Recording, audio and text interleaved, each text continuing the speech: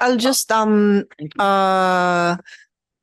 add, no, earlier when BIR gave their statement, they support, but of course they want to align with Department of Finance Yes, kasi Madam Chair. we all recognize that the loss revenue has to be produced somewhere else, and unfortunately wala si DOF now because of confusions caused by some other people.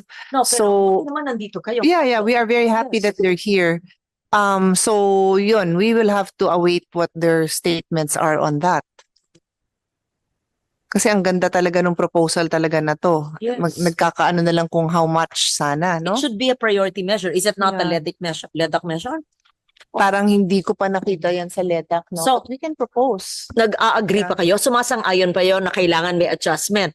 At anong adjustment? Ayon sa DOLE, syempre, ikaw ay naka-focus sa mga manggagawa. Ano sa tingin mo?